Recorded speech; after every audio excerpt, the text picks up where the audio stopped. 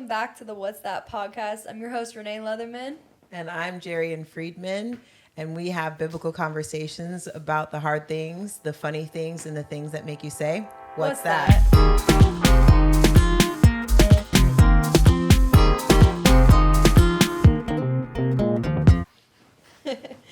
This week we're talking about testimonies, and Jarian's going to dive in and share hers. Yes. So I like to go back to the beginning. I grew up in a fairly calm, chill home. My mom, my dad, I have two brothers and one sister. I'm the oldest of four. We were members at a church.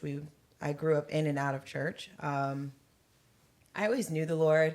I always wanted to serve the Lord, wanted to please the Lord.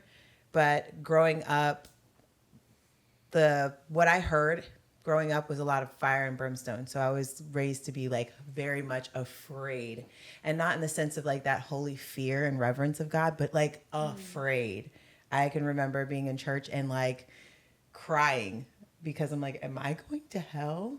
Thinking as a kid, that's what my life was going to be. So towards my teenage years, I kind of really disconnected from that and got caught up in trying to find who I was and figure out who I wanted to be.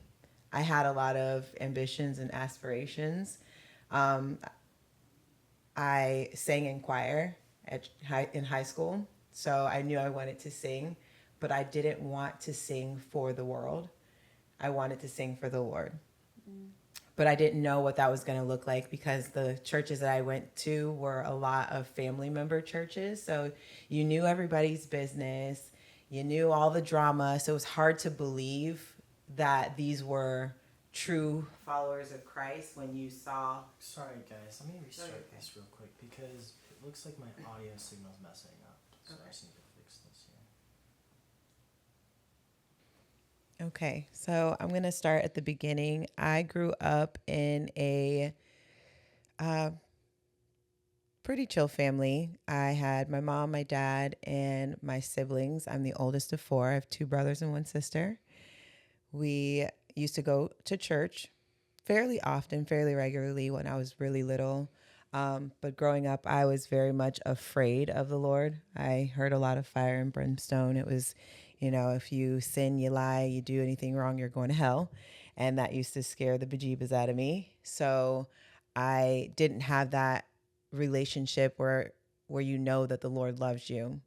It was a lot of do this, do that, don't do this, don't do that, moralism versus Christ preached to me. I was on the choir as a child, and I love to worship. I love to sing. So that's how a lot of the times I related to the Lord was through worship. Getting into my teenage years is when I started to, stray away from what I knew about the Lord and really looking for my place in the world and trying to figure out who I was and getting caught up with friends and trying to figure out who I was going to be, testing the waters of what it was to be a young Black girl growing up in suburbia. I grew up down in Northport, Florida, and it was very, very much sticks. So it was a lot of white people. And What are you trying to say? White people like sticks? No, it just was a lot of white people. So, and it wasn't anything wrong with that. My dad's white. So, but it was just, I didn't know. That was the culture you're saying. Yeah, it wasn't something that I was necessarily even understanding outside of being in my home where my siblings are Black and then going to school with a bunch of white people. And then you had very sporadically few Black people, and it seemed like the Black people grouped together. So then we move up to Bradenton when my dad builds his AC company, and we stopped going to church. For a lot of it was more so my mom didn't want to push it on us, she said. So she gave us the option to go to church. So we didn't go to church that often anymore. And I was in high school at this time. So I wanted to hang out with friends. I got a job, I was working, and I was, following the crowd a lot of the times, hanging out with this person. I started smoking weed at 16 to cope with a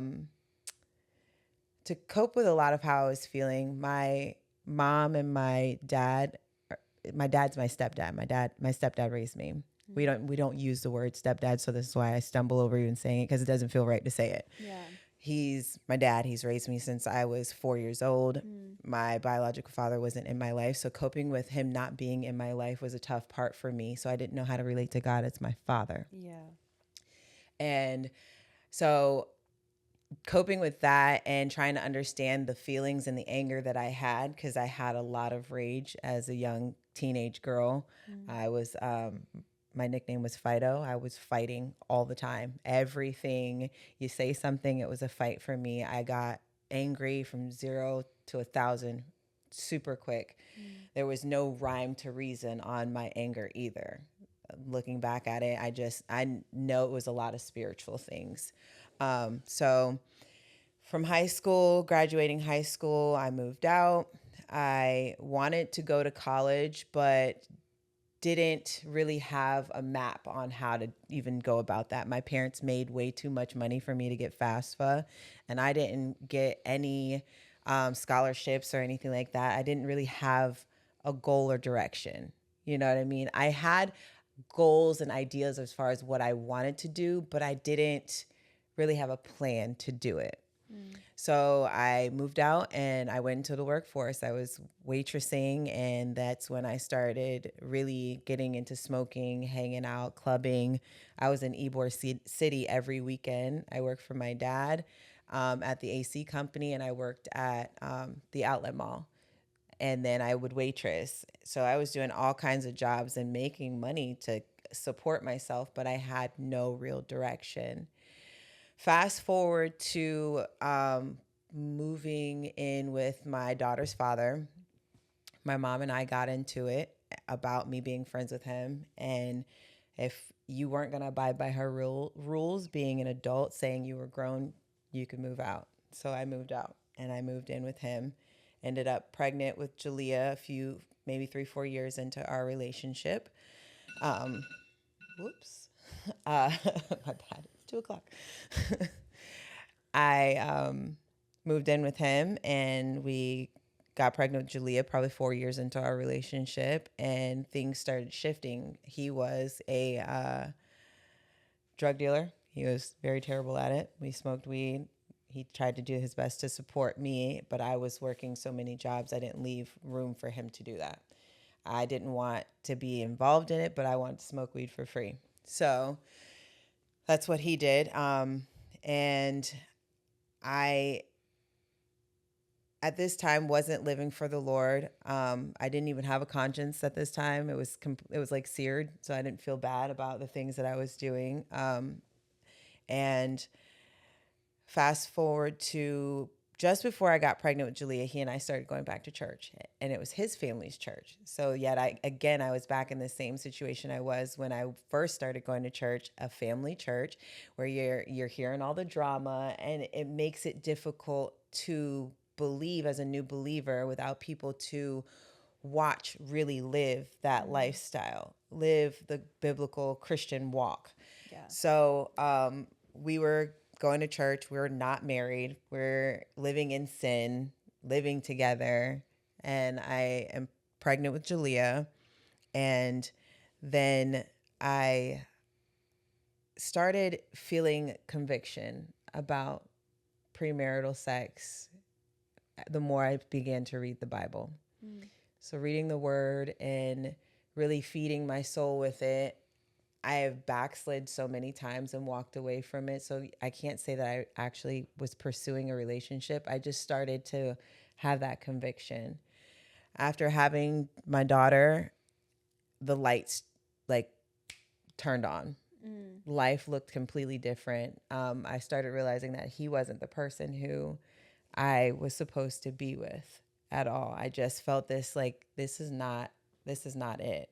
So we separated, and when we separated in a relationship, but we still lived together because we had a child together. My best friends took me out one night, and I was out at the club again, and I met my husband. And when I met my husband, it was just an automatic draw to him. And I couldn't understand why I was drawn to him at all. So we ended up in a relationship shortly after that. I left Julia's father and I started pursuing a relationship with James. But the pull on my heart for the Lord was magnifying.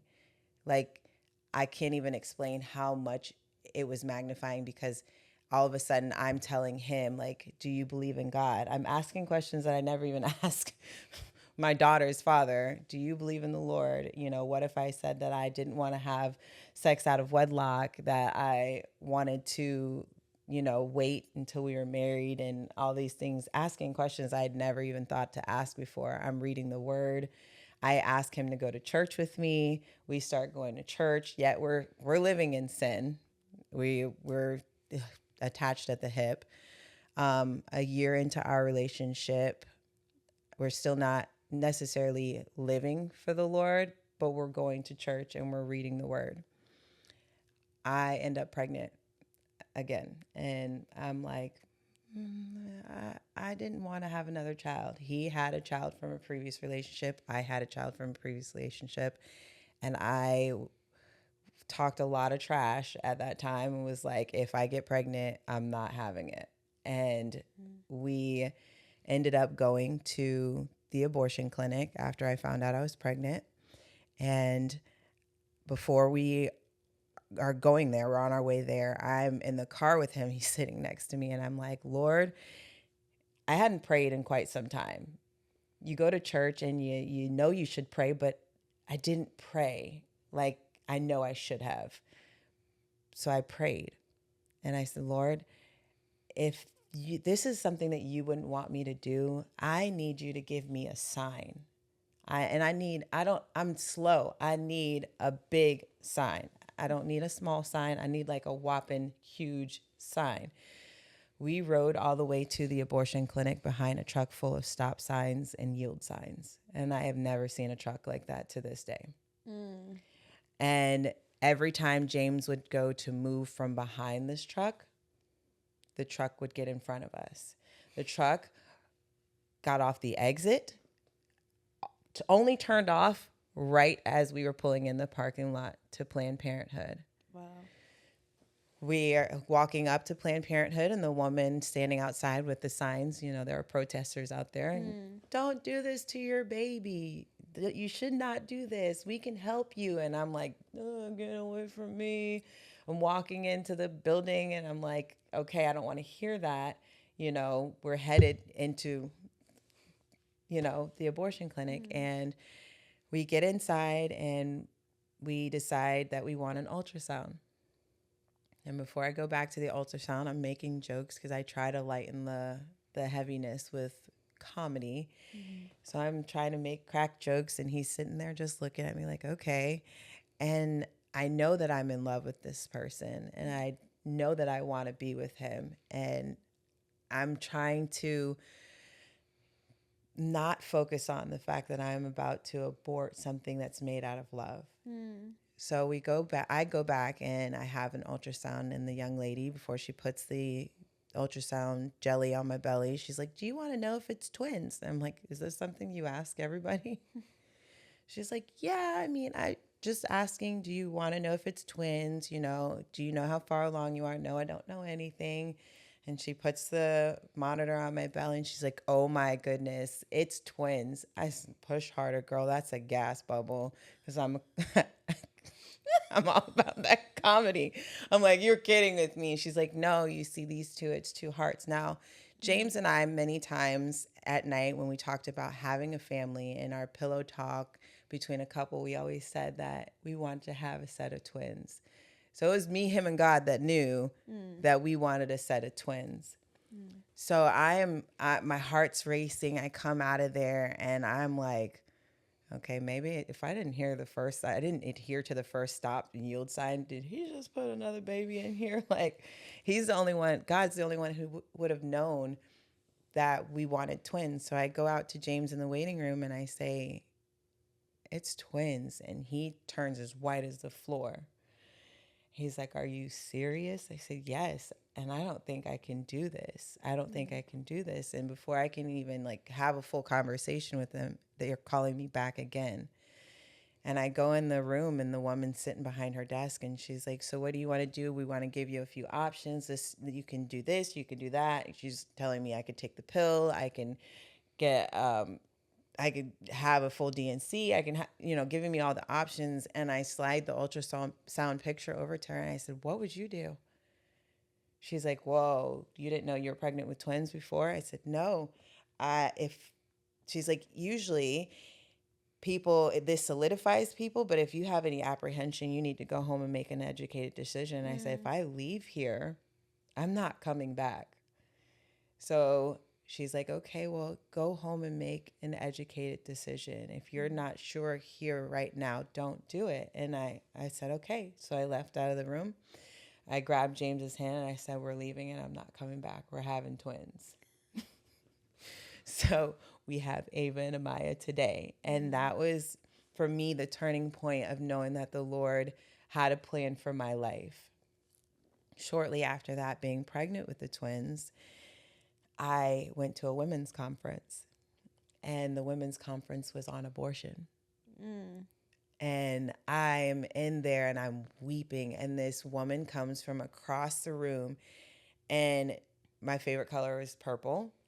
And she's in a all purple suit. And she comes across the room and she's like, the Lord has been talking to me and he's told me to come and speak to you. And she's like, you're pregnant with twins. And I'm like, huh?